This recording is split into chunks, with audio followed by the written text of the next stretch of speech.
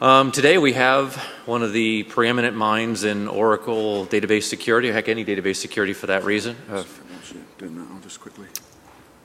David Litchfield, presenting Hacking and Forensicating an Oracle database server. And without further ado, here's Mr. Litchfield. Good afternoon, first and foremost. Welcome to Las Vegas. Well, actually, you've been here for a couple of days already, so the welcome is probably everyone's dying to get home, so I'll probably greet you with a goodbye. This is the final talk of the day. It's going to be a presentation, obviously, about hacking and doing a forensics investigation on an Oracle database server. It's work I've been doing on and off for about the past 3-4 years. I sold my company a few years ago, so I've had an extended holiday, and I get sidetracked with diving, and then every so often I come back to the programming and researching and everything like that. So this is basically the culmination of about 3 to 4 years worth of research interspersed with some diving. So who am I? Many of you in here probably don't know who I am, so I better quickly introduce myself. I'm a vulnerability researcher by nature and trade. I started out in buffer overflow exploitation, but I seem to be remembered for my work in the database security arena mostly. As a consequence of doing a lot of attack C&E-based work on database servers, it sort of led on to the forensic side of things, because no one seems to be doing that, or at the time anyway, when I started this research. So I have a company now which essentially exists as a vessel to hold free software. I'm developing everything presented today is free in terms of the tools and the papers and everything like that. So I'm not here to sell you anything, so you can breathe normally. And so prior to Verity, I set up NGS software, worked for AtStake prior to that, and Cerberus and Arca Inc., which was a wholly owned subsidiary of Exodus Communications. I've written a couple of books on database security, namely the Oracle Hacker's Handbook, the Database Hacker's Handbook, and a couple of other books on things like shellcoders and so on. If you want to follow me and my research, I can be found on Twitter at @dlitchfield, or if you want to email me, like any questions or anything like that, my email address is david@verity with a 3 for an E, .com. Okay, so the what and the why. So database breaches happen all the time. I mean, that's undeniable. And there seems to be very, very database-specific forensics tools out there, which I find shocking. The common approach these days, it seems to be looking at using grep to try and parse database log files. Now, given that most of the files that contain the evidence are binary in nature, grep really doesn't help us very much, and it doesn't understand the structure and so on. In fact, I sent out an email a few months ago to the Oracle L mailing list, which is basically a list for Oracle DBAs and programmers and so on, asking them, you know, who checks their logs and how often they check their logs, and if they are checking their logs, what tools are they using. And only 1/3 of DBAs are actually checking their logs, which I find, as a statistic, quite astonishing. It's not the most scientifically robust research, of course, but it gives us a good idea of, a good sample of Oracle DBAs out there and how many are actually checking their logs. So approximately 1/3. Now, in terms of the whole database forensics angle, there seems to be this no man's land where no one's doing the work in database forensics, simply because I think it's the incident response people understand very well certain technologies and concentrate on those, whereas when it gets to database servers, you have to understand things like SQL, you have to understand the architecture, and there's a whole lot of extra. Essentially, to become a database forensics expert, it's not simply good enough to be a forensics guy. You have to understand databases entirely as well. And so there's probably too much information there. So the incident response guys and the forensics guys probably leave it to the database guys to worry about the whole investigation side. Whereas the database guys are probably thinking, well, I know really everything I know about database servers, but the whole forensic side is way out of my depth and comfort zone, so I'll leave that to the IR guys. So that no one seems to be doing anything in this area.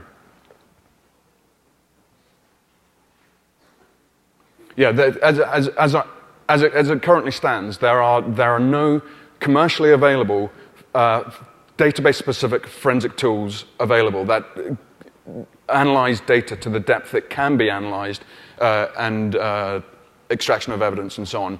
There are a couple of free tools, but as far as I'm aware, I'm the only one who's providing the free tools. So all the tools that are out there at the moment are my tools, essentially, unless something has changed and I just haven't found out about it. So, compromising the database. We're going to split this talk into two. One is looking at how attackers compromise Oracle database servers. And the second half is looking at what evidence is left behind after a compromise. So a typical attack comprises of several stages. First off, the attacker needs to gain access. Now, how that happens depends obviously on where the attacker exists on the network. Are they external to the network, like out on the internet, or are they internal to the network with already high privileges and so on? So gaining access could be through piggybacking on SQL injection, for example, in terms of an attacker on the internet coming through a web application and attempting to gain access to the database that way.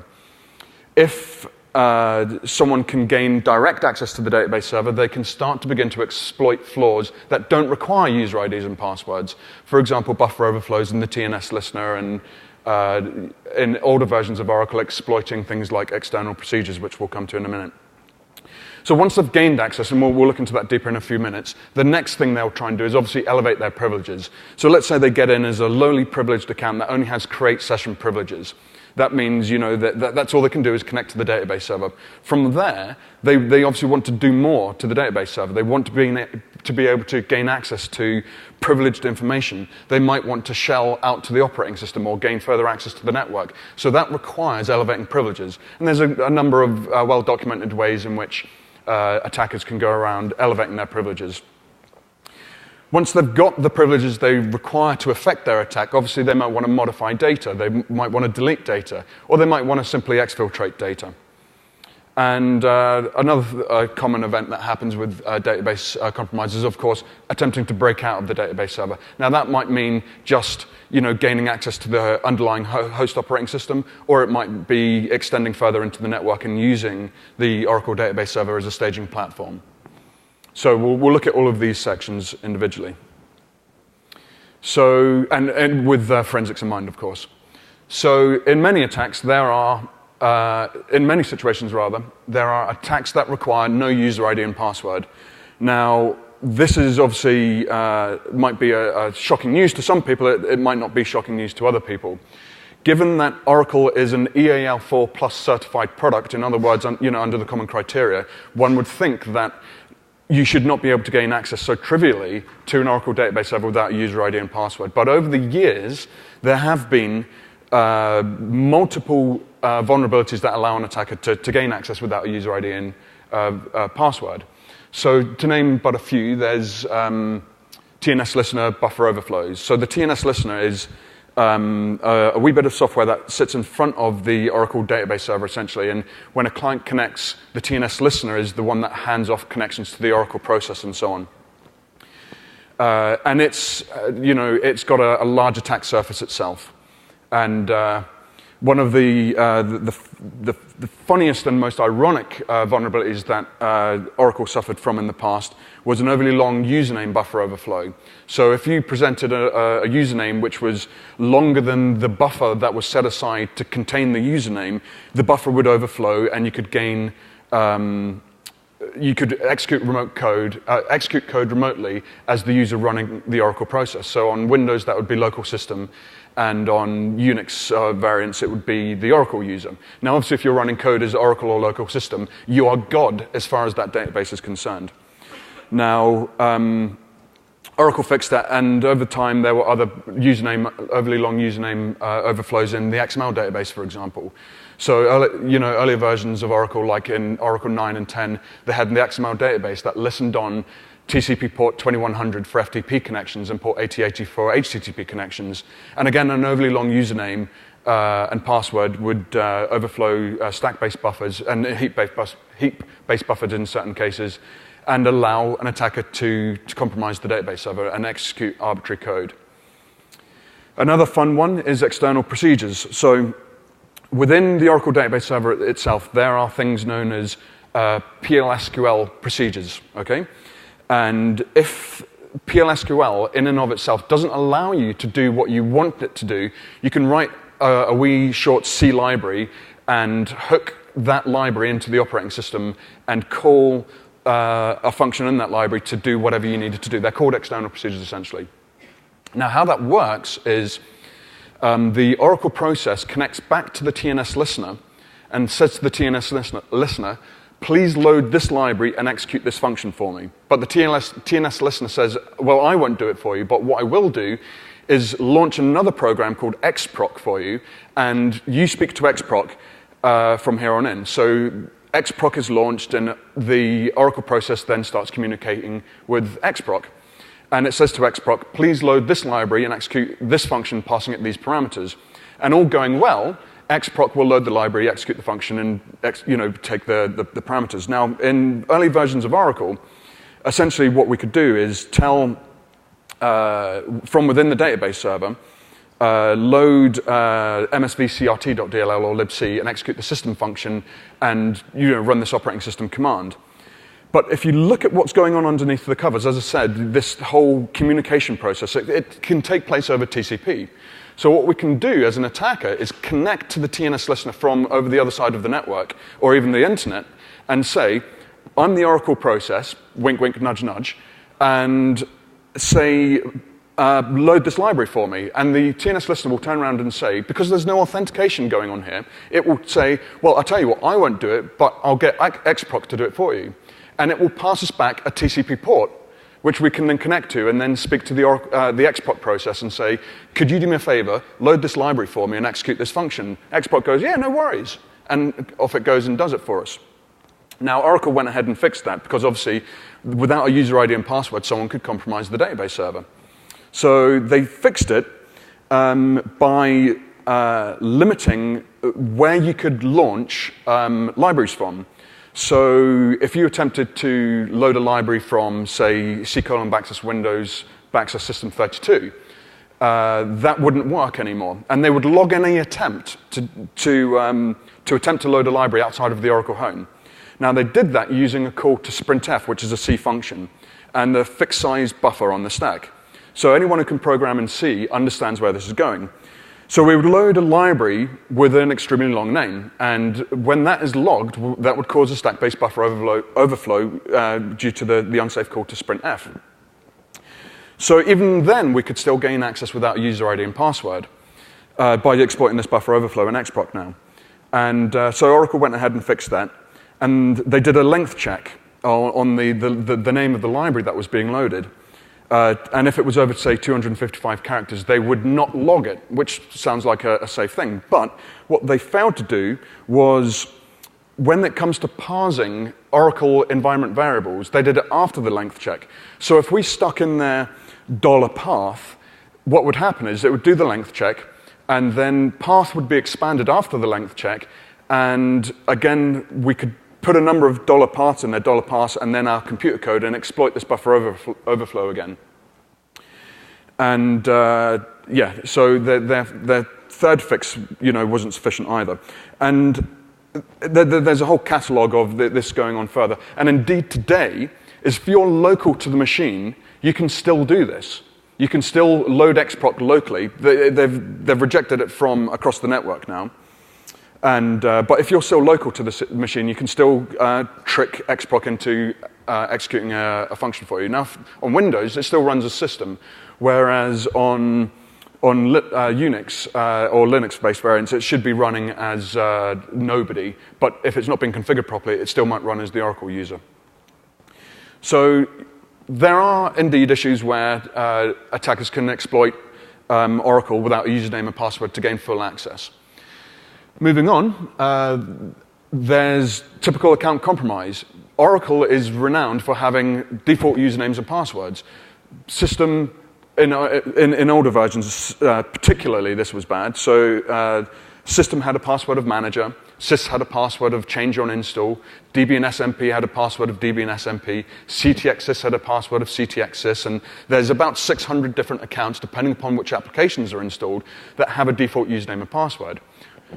So a wily attacker, or even a not-so-wily attacker, would just fire off the list of default usernames and passwords and trivially gain access. But of course, in 10G, Oracle changed that to now have the password set during the install process, and for the system, the sysman, the sys, and the DBNSMP accounts. But one of the fun facts is the default passwords are still in place during the install procedure. So as long as you know an Oracle database is being installed, you can connect to sys with the password of change and install during the install process and do your nefarious stuff at that particular time. And of course, there's other things as well. The passwords that's chosen is stored in log files on the database server where the database has been installed. So if you can gain file access to that database server, you can snarf these files and decrypt the passwords from them because, there's a well-known published key now, and you can get these passwords straight out again. So there have definitely been issues even here moving forwards. And of course, in web-based applications, the authentication is all handled for you by the web application, so you just piggyback your SQL off the top of that, so you can gain access that way, of course. So gaining access is a trivial thing. Let's talk about the forensics aspect of that now. So remember the TNS listener, it handles all the communication between the remote clients and the database server. So when someone connects to the Oracle database server, their first port of call is the TNS listener. And for every connection that's made, the TNS listener logs an entry for us. So let's have a look.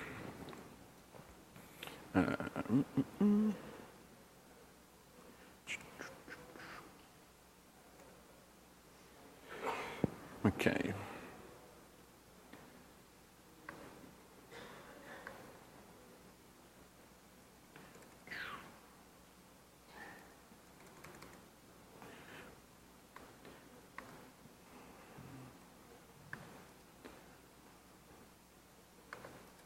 Can everybody see that at the back, or shall I increase the font size? Sorry. Increase. Okay, thanks.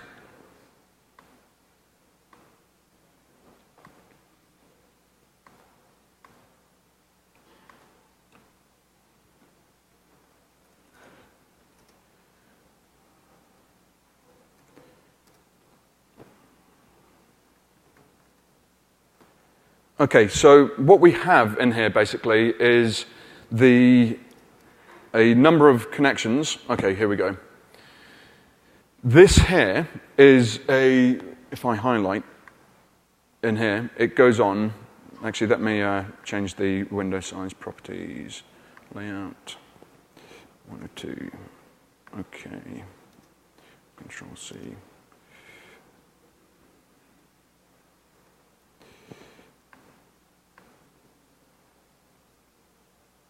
Screen buff size, that should be working fine. CLS. Oh, I see. Right, properties. 80. Okay. Right. Okay, so when a connection is made to the Oracle listener, the program that's making the connection sends certain bits of information about itself. So we can see here the program itself is sending its name, sqlplus.exe. It's attempting to connect to the service ORCL, and so on. And for every connection that's made by a proper Oracle client, a new connection is made. So what happens is the client connects to the listener, says, please provide me access to this service. If the service is known, the Oracle, the TNS listener will pass you off to the Oracle process. It will say, it's listening on this port, and the client will then connect to that port and so on.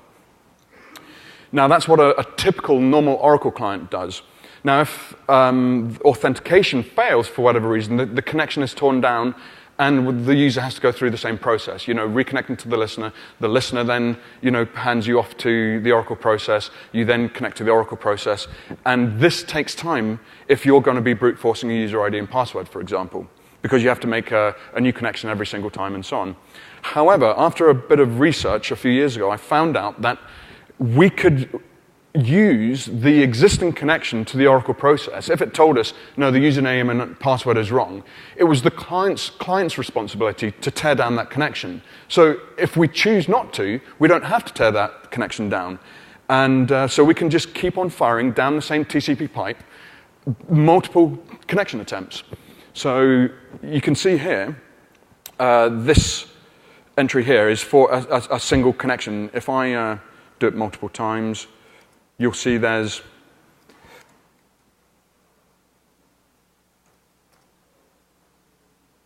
let me actually do this instead. sys/password at ORCL. Okay, so you can see there's a connection there and a log entry for each connection.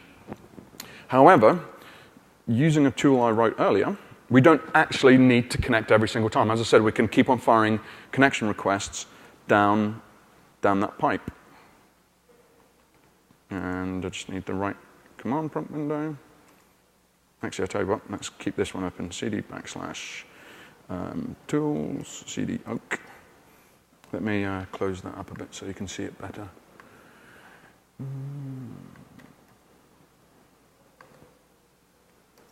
Okay. Oak is just a toolkit I wrote a few years ago. Stands for the Oracle Assessment Kit. And there's a bunch of tools in there. And one of them is PWD Brute. Basically, it takes the host, the port, the SID. The SID basically is the service identifier, the username, and the password file. So this tool was written in 2007, and it still works today against even the latest version of the product. Now, the host is 127.0.0.1. Port is 1521. SID is ORCL. We're going to brute force the sys account. Oracle 11G release 2, and earlier, 10G and so on, everything. Sorry, start again. Oracle 11, whether it's release 1 or 2 and so on, will lock accounts now if you attempt to brute force. Unless it's the sys account, of course, because you can never lock out the sys account. So any attacker will target the sys account. So it's imperative to have an extremely strong password on the sys account. So if I passwords.txt, this is it now connecting and attempting. Now you can see there, sys password must log in as sysdb, password is password, and so on. But if we look at the difference in errors, so if the password is wrong, we'll get this as a response. And if the password is correct, because we're not logging in as a sysdba, we'll get connection should be a sysdba. So we can infer from that the password is correct, which is indeed correct because the password is password. But if we look at the TNS listener log file now,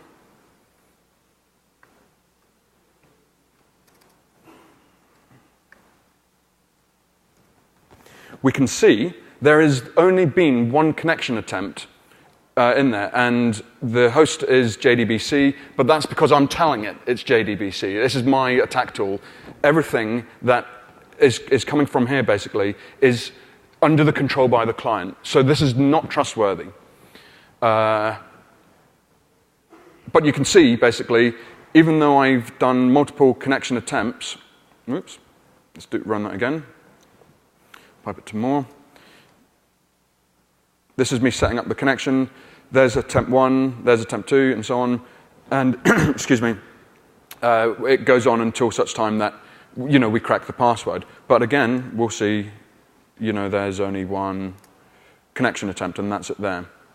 So it's just one of the gotchas in terms of a forensic investigation to be aware of, that when someone's brute forcing or attempting to brute force an Oracle username and password, don't just look for multiple entries all within like a given second. Like there were suddenly 50 connection attempts within the same second, all from the same host. So that must be, which it probably will be if there's all these connection attempts. It's indicative of a brute forcing attempt. However, there might be brute forcing attempts that aren't actually logged because there's only one connection and so on. It's just one of those gotchas. And obviously, if someone's coming in through SQL injection, there isn't going to be anything in the TNS listener other than, excuse me, other than obviously the connection attempt that's made by the application and so on. So whether they've gained access using a username and password or without a username and password, let's just assume now the attacker has gained access. So they want to elevate their privileges from a lowly user account to a highly privileged account. So let's do that. Connect Scott / actually, let's create an account. Create user BH 2011 identified by password. Grant create session to BH 2011. Okay, connect. Actually, before we do that, grant execute on vuln proc to public. Connect BH 2011 with a password of password at ORCL. Okay, so we're connected to the Oracle database server as the user BH 2011.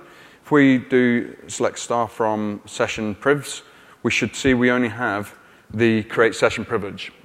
Now, thanks very much. What that means is we are the lowliest of the low as far as this user is concerned. Now, Oracle has a whole bunch of objects inside it known as PL SQL packages, procedures, functions, and so on. Over the years, there have been hundreds, literally hundreds, maybe 300 to 400 PL SQL injection issues that allow a low-privileged user like this BH 2011 account that we've created to gain sys privileges just through PL SQL injection alone. Now, the reason this works is because PL SQL objects are created by default with definer rights privileges. There is an additional execution model called auth ID privileges, basically where it's the user account that's executing the process. Invoker privileges, that's the word I was looking for. So if the invoker, if an object has invoker rights privileges, it takes the privileges of the user who's invoking the function or procedure or whatever it happens to be. But by default, they're definer rights. So if sys defines a procedure or function or whatever that's vulnerable to PL SQL injection, then any executed code, any injected code will execute with the privileges of the sys user and not the user that's executing the function. So here we have a procedure I made earlier called vulnproc. Exec sys doesn't do very much. I'll show you the code for it in a second. Foo. So all it does basically is it takes a parameter. Let's show you the code. Should have the code somewhere. Okay, there's the code for the procedure. Can everybody see that at the back? Nope. It's what you get for sitting at the back then. Font, here we go. Cancel, Control A, format, font. 60. Is that better? Yeah? Okay, so the code basically takes user input str and embeds that, concatenates it into a SQL query select object name from all objects where owner equals user input and executes that query. doesn't do very much. It's simply for demonstration purposes only. But as I said, there are about, over the lifetime of Oracle, there's been about 300 to 400 real-world instances of this. So let's show you what can be done with this. Okay. So to prove that it's vulnerable to SQL injection, if I just put the double quotes in, we'll get SQL command not properly terminated. That's indicative that there's SQL injection going on here. So if I then go minus minus, that should fix it. Again, indicative that SQL injection is working.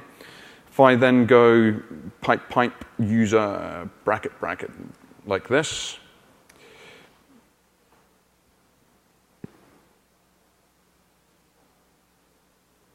now that should have worked. Or didn't it?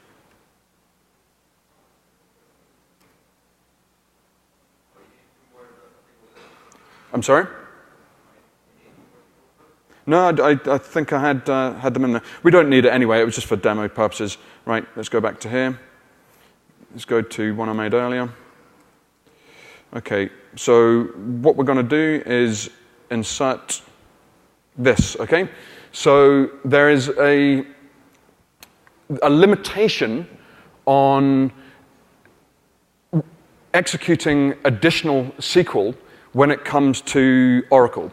In Microsoft SQL Server, you can batch queries. You can just add as many select statements as you want and bang them on one after the other.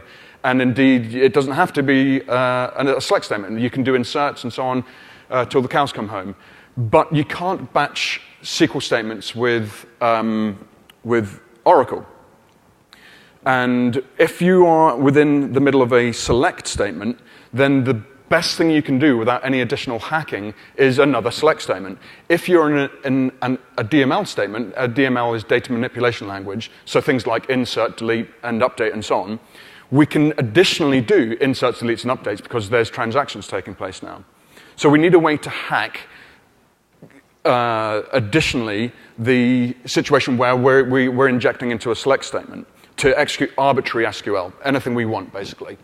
So we can inject an auxiliary inject function, and what I mean by that is a helper function that allows us to do whatever we want to do. Now, prior to Oracle fixing it, I wrote a paper on injecting cursors that we could then execute via dbms SQL.execute. So we would set up our nefarious SQL, for example, grant DBA to public, parse that statement and create a cursor, which we would then pass to the vulnerable procedure and pass it via the dbms SQL.execute function, which would then be executed by the higher privilege process procedure, it's sys in this case, and execute our cursor, which is like grant DBA and so on. But Oracle fixed that to prevent cursor injection attacks. So we have to look for other methods now. And so any function that's extant on the system that allows us to execute arbitrary SQL is a winner for us, okay? Now there's one called dbms XML query, that's the name of the package, and the function is new context. Now what new context does is takes an arbitrary SQL query and executes it simply. It should be a select statement for creating XML documents and so on, but you can execute anonymous blocks of PLSQL as well. So what we're going to do is a little trick. So declare pragma autonomous transaction essentially tells the PL/SQL compiler that what we're doing is a discrete unit in and of itself, and you can go ahead and execute it without any qualms whatsoever. Now, if we didn't have this in there, we would get an error coming back saying DML are not allowed within a select query, essentially. So this basically is to trick the PL/SQL compiler into executing this for us.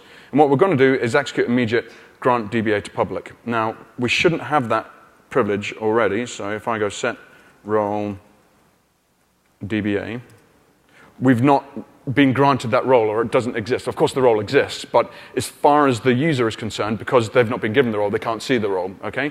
So now they're going to take care of that and actually inject into, sorry, I need to put sys in front of that, inject into this vulnerable procedure and execute the grant DBA to public DDL, DDL is data definition language, and includes things like create, grant, drop, and so on. So that's just churning away.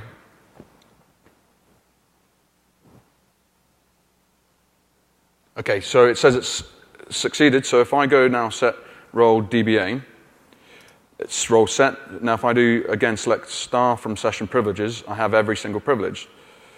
Session privs. So we've gone from simply create session privileges, injected into a vulnerable procedure, the grant DBA SQL statement, set the role, and now we've got every single privilege we need. And as I said, this isn't like, whilst I'm using a homemade example, Oracle have been patching this with every single critical patch update. They're patching flaws like this. I just didn't want to use a real-world one. OK, so we can see elevating privileges is trivial. If we did, like we've done there, grant DBA, that executes what's known as a DDL statement, which I mentioned previously. Now, DDL can be found in the redo log files trivially, okay, because it stands out like a sore thumb. We'll see this later on. One of the tools I've written basically allows us to go through the redo log files, which is where all the transaction information is taken from, is stored basically, and DDL jumps straight out at you, even if you're just using grep, which is anathema as far as I'm concerned. So what an attacker might do is choose to insert directly into the sysauth table, which is where all information about the privileges are stored.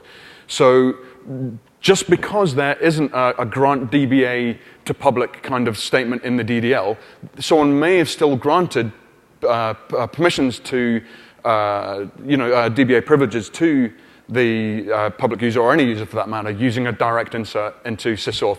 So we have to, as a forensic investigator, look at these key tables like sysauth, obj, user, dollar, and so on to make sure there's been no hanky-panky taking place under the covers without using DDL. OK. How are we doing for time? Plenty. OK. Breaking out of the database.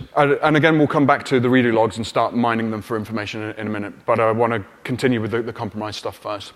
OK, so they've elevated their privileges. They can now do whatever they want to the database server. They might choose to run operating system commands. Or they might choose to change the sys password and connect to the database as the sys user. And if they do so, they can then use ORA-debug. ORA-debug has been well documented in the past, and it has a couple of it allows someone with the requisite privileges, in other words, sysdba privileges, to start manipulating memory using peek and poke. And there's other cool stuff in there. For example, there's a call function that allows us to call arbitrary functions. So what we can do is build structures in memory, or even just simply strings, and using poke, which allows us to write to arbitrary memory addresses, and we'll see this happening in a minute, and then call functions and pass the addresses of our structures in memory and so on, and do whatever we want, as if we were executing arbitrary code. So let's do this because it's quite fun. It's quite a simple one. If I connect. So let's say, remember I've now got I've got all these privileges as the lowly user. So I'm now going to go alter user sys identified by BH 2011. Okay, so I've now just changed the sys password of the sys user to BH 2011. So I can then connect as sys /BH 2011 at ORCL as sysdba. Okay, so I'm now connected as the sys user, which allows me to use this ORA-debug functionality. So let's do that. Okay. So first off, I set the process ID I want to debug, essentially, to my own process ID, set my PID. And now what I'm going to do is start writing into memory. So let me increase the font size so you can see it at the back. Font 16. OK. Can you guys see that at the back OK? Great, thanks. OK, so the memory address I'm choosing, I was hacking it around earlier, so rather than wasting time, I've got some nice addresses for us.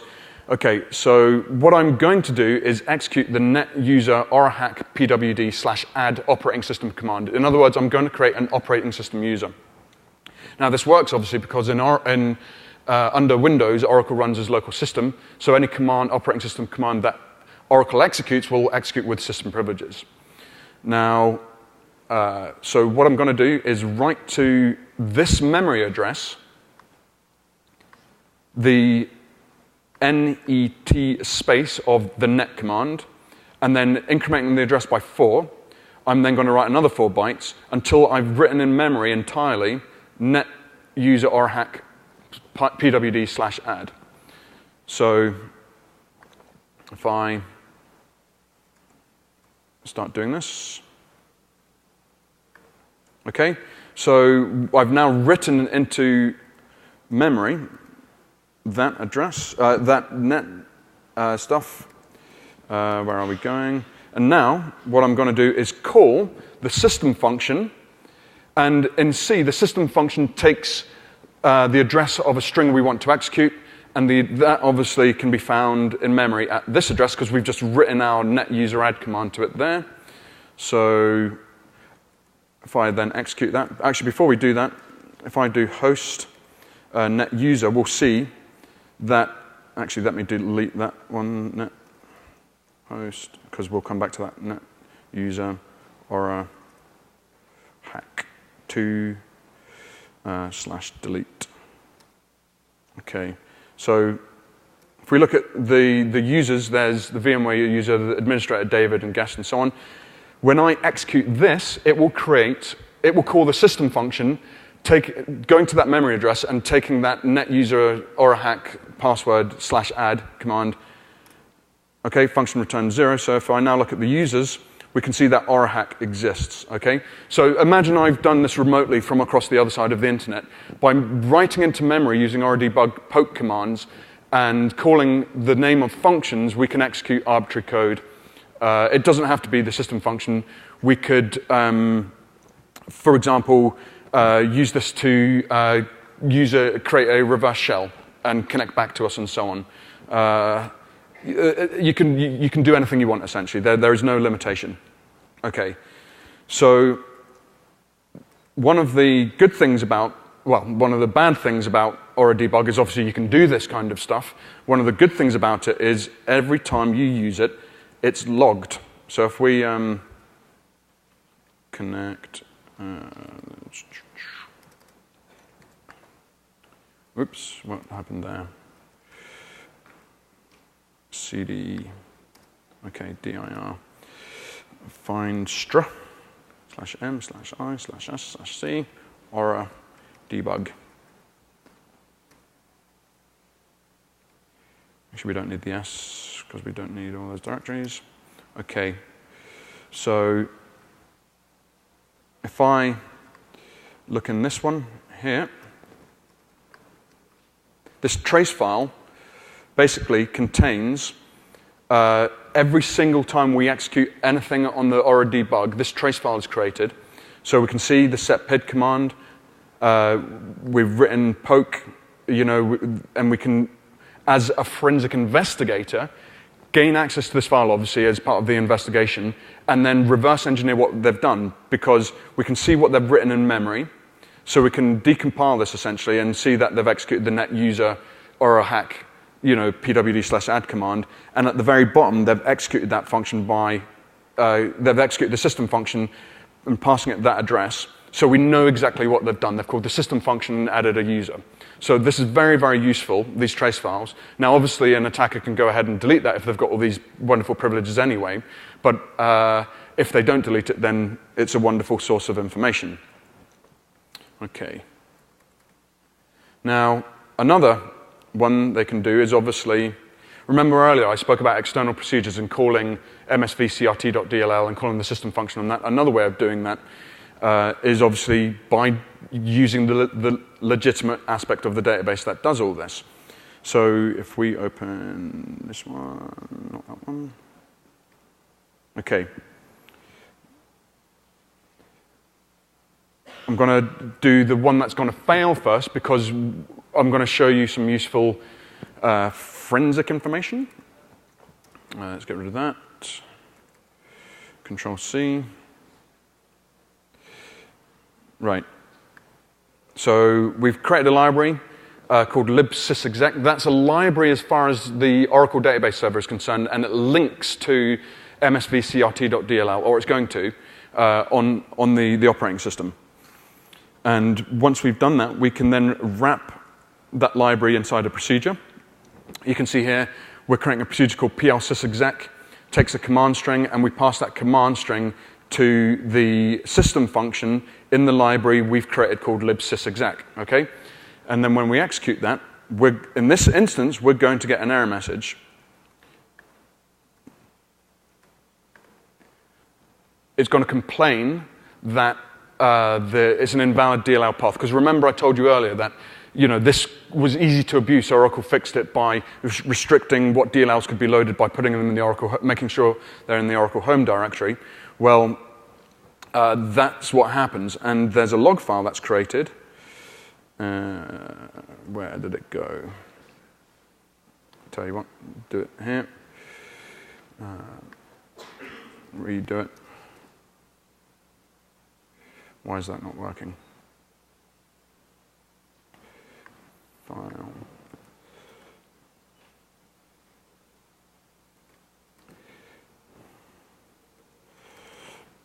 Procmon.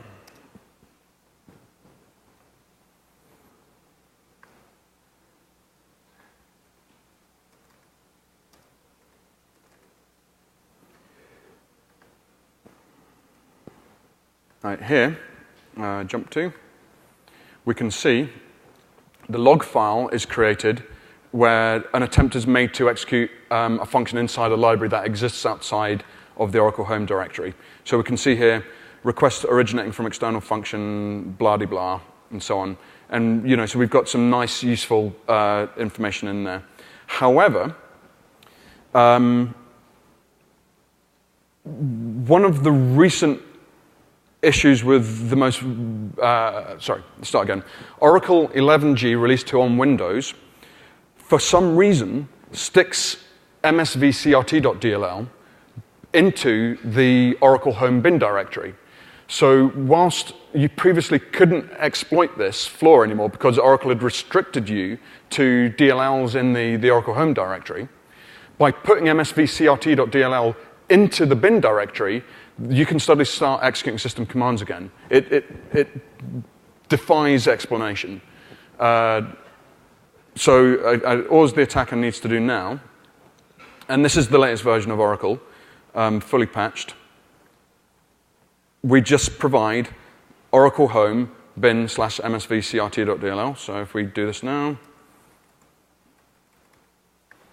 library created. Create that again, just so it's all good. And this time, when we execute the function, it's going to succeed. There's no invalid DLL path because we're in the right area. We're in the Oracle home. We're in the bin directory in the Oracle home. So if we now look at the host net user command, we can see that orahack2 is back in there. We did it earlier because it was just simply there from previous. I mean, we can do it. Add a third, just to show 3 or 4, whatever. So net user, we've now got orahack4 and so on. So we're now running operating system commands back through msvcrt.dll because for some reason Oracle thought it was a wise thing to do to dump it in the bin directory in the Oracle home. Security decisions taken at that company mystify me. Okay. Where are we up to? So many windows open. Here we go. Okay, so there's various ways of running operating system commands. We've had a good look at a few of them. Okay, so we'll move on to the second half of the presentation. We've got 25 minutes left, so I'll try and get it all fitted in. So where's the evidence? Okay. Evidence is everywhere in Oracle. That's one of the best things Oracle have done, is there's so much redundancy built into it as a database server. there's a wealth of information about what's taken place as far as activities in the database is concerned. SQL Server, it's a nice database server, pretty lightweight, very, very, very secure. I have to say very, very secure because it is indeed very, very secure. It's had SQL Server 2008, I think 0 patches required, security patches, critical patches. SQL Server 2005, 6-year-old product, I think 3 patches, secure, critical patches required. When you look at Oracle, in contrast, there's about 10 to 15 critical patches that are patched every 3 months. So just in terms of the stark difference in their security posture, there's a world of difference. But as far as redundancy is concerned, Oracle is light years ahead of Microsoft SQL Server. And as a consequence, there's all this beautiful, juicy information available to a forensics investigator. So the system, metadata itself, is a wonderful source. The data dictionary is the information that makes up the database server itself. The data files, the data itself is obviously forensic, of forensic value. Deleted and updated data is left behind. So when I update a particular row in a database server, the row isn't scrubbed or overwritten with the new information. It's sort of marked as deleted and a new row is created. So the old information is still there. And the same with deleted information. It's just marked as deleted. Each row of information has a row header, and the first bit of that row header, 3-byte row header, the 5th bit of that first byte, essentially, if you flip it, it says it's deleted. If you flip it again, it says it's not deleted. And that's how you can work out if data has been deleted or not. So even though when you do a select query on a particular table and there's no data in there, there might still be data. It's just been deleted, and we just look directly in the data file. Look at that 5th bit of the first byte of the row header. Active session history is a wonderful source of information. So if someone's trying to exfiltrate data, and let's say there's 1 million records, and they're using something like UTL HTTP or UTL Inidra to exfiltrate data in an out-of-band fashion over the network, that will take a long time. In fact, just selecting 1 million records will take a long time. Now, what happens in the background, there is this thing called active session history, where every 3 seconds, Oracle polls the system to find out what's going on in the database at that particular time. Now, as a consequence, if an SQL query takes 3 seconds or more, there's going to be a snapshot in memory of this active session history, essentially. And what happens later on is the stuff in memory is sampled, and approximately 1 in 10 of these entries in memory will be written permanently on disk into one of the data files as the active session history log, essentially. So if a query takes, say, 30 seconds or longer, then there's going to be enough stamps in there, 10 stamps for one particular query over 30 seconds, because it's taking a poll every 3 seconds, remember. So there's a very high chance that one of these is going to end up, one of these stamps, snapshots, is going to end up in the fixed, logged active session history. And of course, if a query takes 3 minutes because they're exfiltrating data over the network using UTL HTTP or something, then there's going to be, multiple stamps in the active session history. So that's a wonderful source of information for working out whether someone's trying to exfiltrate data. The transaction logs, the redo logs themselves, are again wonderful sources. Every time you update or delete or do select for updates or whatever it happens to be, anything that requires a transaction will be in these redo logs. The undo segments, again, wonderful source of information. The memory itself, if you're doing a live response, one of the best sources of forensic information is, of course, the memory. Dumping certain virtual tables, $SQL has a list of about 3,000 to 5,000 of the previously executed SQL queries.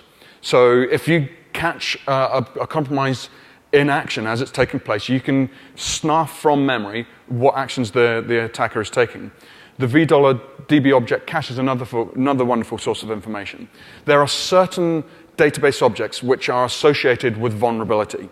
So, for example, there's an Oracle class called UTL wrapper. Okay, and this wrapper is undocumented. It's never been used.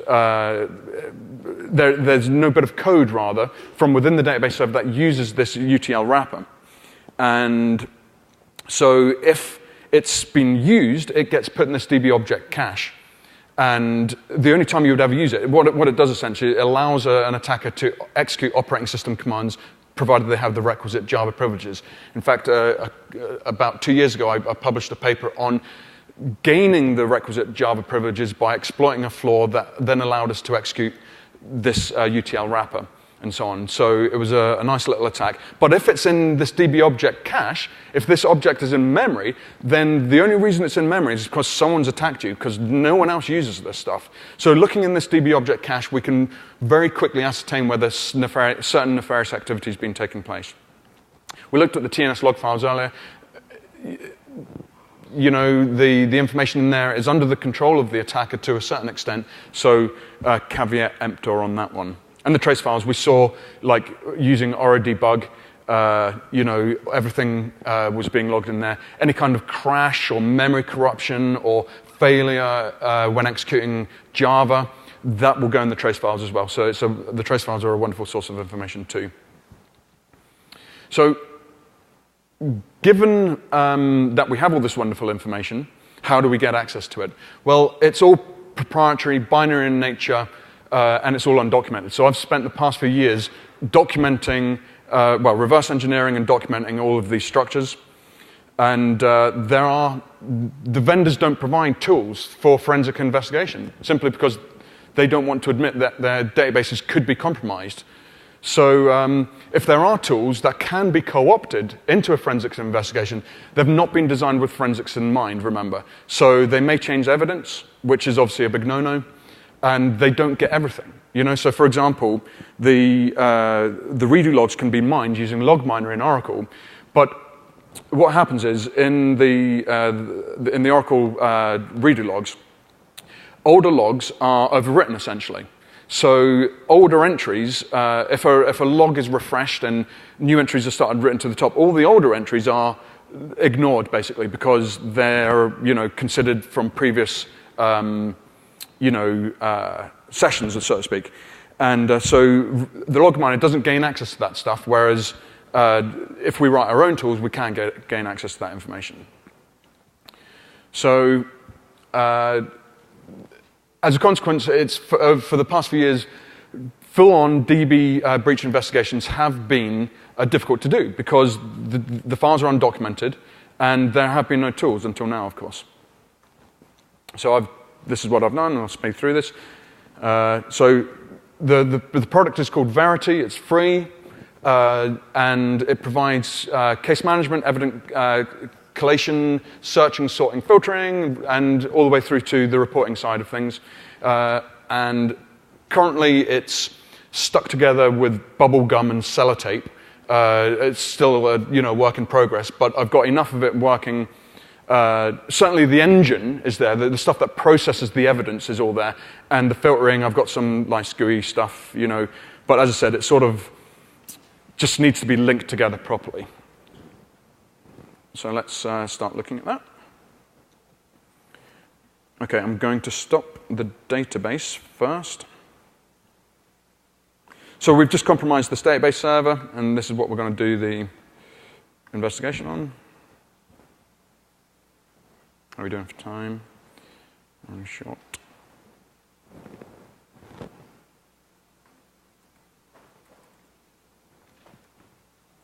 Quit.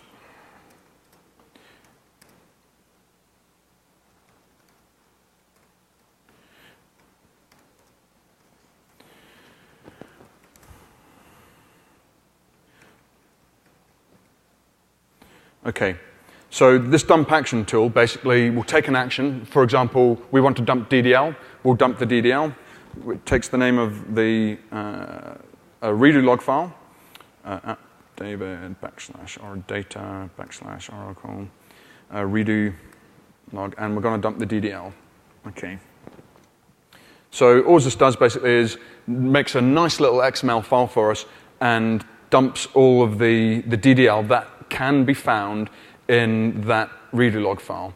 So if we look here, let's CLS this. let's do that again. Okay, so this particular redo log file, on the 4th of the 8th, that's British. I'm British. So that's not the, that's the 4th of August, 2011, at 23:28, which is, this was when it happened and everything. Let's actually move down to something which happened a few minutes ago. So here we remember when we created that library. That was at 133 essentially. So we can see there the create library lib sysexec and so on. So anything that is DDL in nature will be logged. Let's see if we can find the password change. Auto user sys identified by values. That's when the BH user changed the password. The session user is BH 2011. The offset at which this DDL entry can be found is that, and so on. Now, if we look here,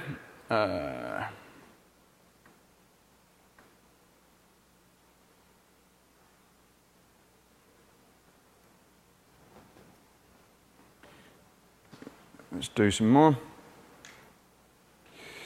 Let's actually redirect it to c:1/1.ddl, and then let's change that to 2.ddl, and then 3.ddl. So I'm dumping the 3 redo logs, and then there's a nice little tool. Okay, redo logs, file, open files, c:\. Let's open these 3. Open. And once we've done this, we can start running like some filtering. So where the session user can matches, say, BH 2011, click on find. So it basically will go through all the DDL output, looking for things that we tell it to do. So, for example, in 1.ddl, the session user was BH 2011. At that time, he executed the auto user sys identified by values and so on. Now, Oracle doesn't log the password. Obviously, that would be a security flaw. If someone changed their password and it was found in there.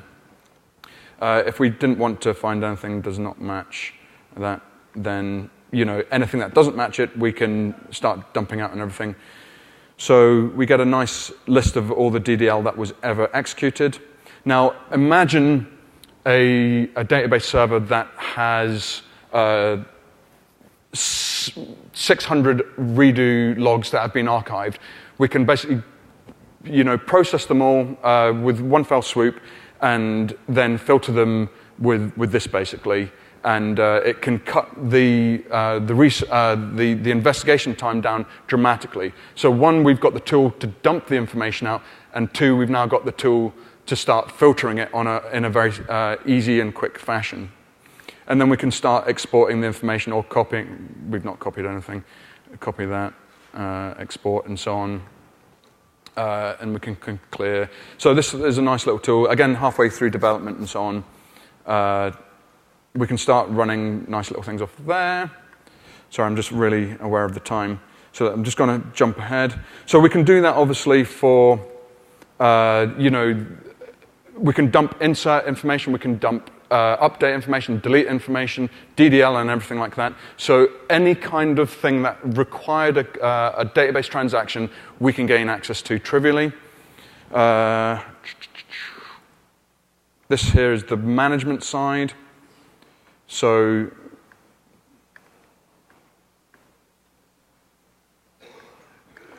basically, we can add new things, add a redo log file.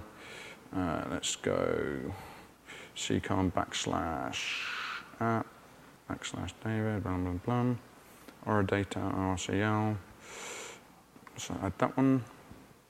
Open. Okay. And once we've added that, we can then process it, process the redo log file, processing complete, and then we get all that information out. So let's say we we have something that is nefarious. All of this is nefarious activity, of course, but let's say there was only one thing that we're particularly interested in. That one there, create item of interest. Okay, actually, let's do that one instead. Add on create item of interest. This could cause an exception because I was messing around with it earlier. Yes, it did. Nice. Okay, here's one I made earlier. Do you want to stop debugging? Yes, please.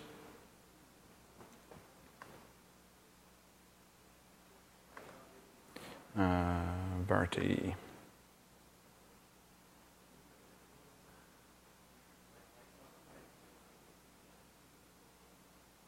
Should never demo beta code. Done.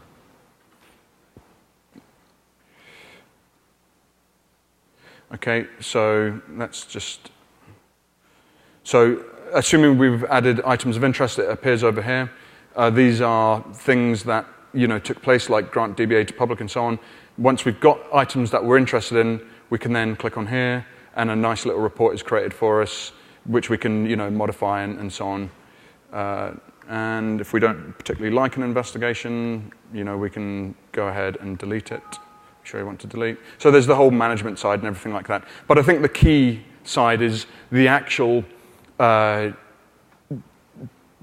processing of the log files, the data files themselves, to extract the information in a humanly understandable, nice XML format, basically, which we can then use in other tools because it's XML, and as long as you understand the schemas and everything, and we're all good.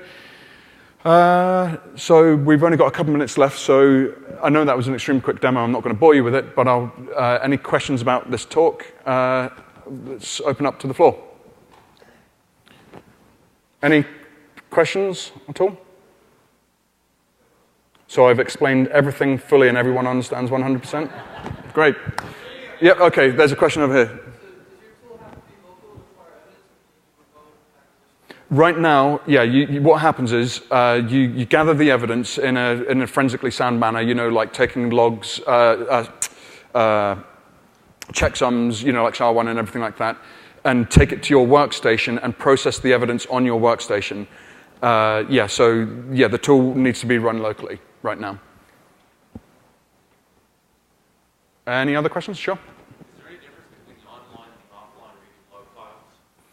Well, the offline one basically is no longer being written to, and yeah, they're essentially archived. Yes, so the online one sometimes has stuff at the back of it that is currently being overwritten. So yes, there is extra stuff in there, but there's no additional in the regard of it. It's all the same information, like it's update information, delete information, and so on, but it's no longer accessible by the Oracle utilities anymore because it's now it's considered as slack space and being overwritten. So yeah, there's still stuff recoverable in there, and absolutely, the tools allow you to specify here's where the old stuff can be found, and you point it at it, and it will dump that older information for you. Sure. Any other? Sure.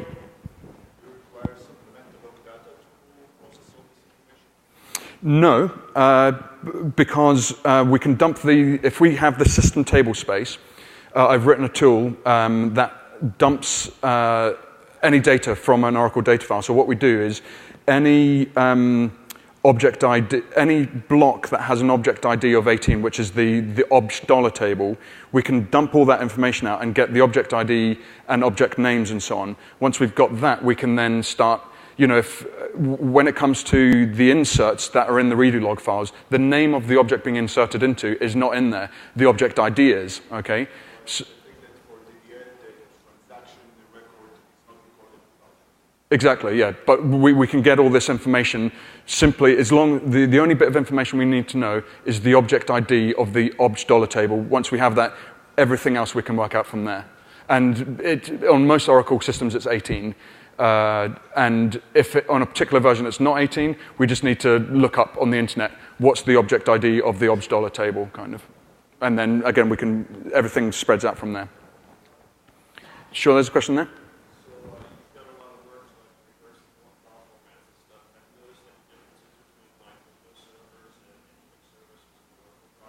No, so the question was, is there a difference between the file formats on Oracle versus Linux? They're exactly the same. Even big endian versus small endian, exactly the same. So yeah, there's no differences there. Question there?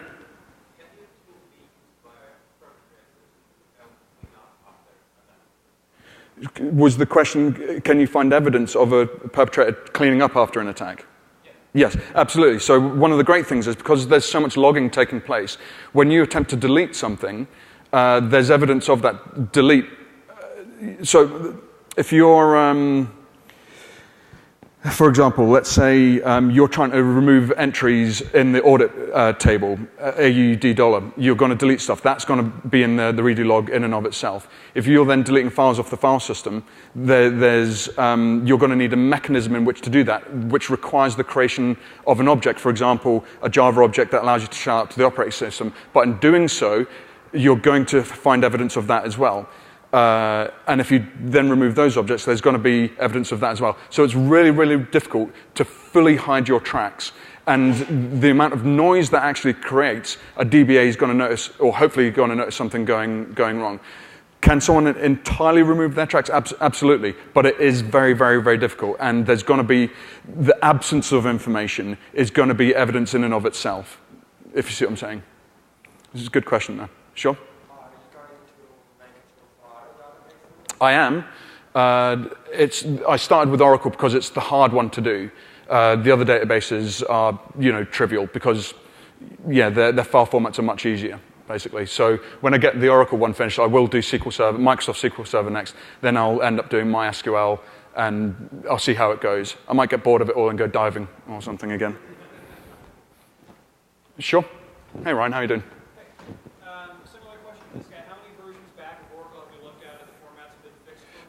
Yeah, so this will work for Oracle 10G up to the present versions. Oracle 9 is slightly different, but I've got code to do that as well, and Oracle 8 as well. So the code I have works from Oracle 8 to 11, but there are differences between 8 and 9 and 10 and 11, so to speak. So there are differences, but I've accounted for those differences as well.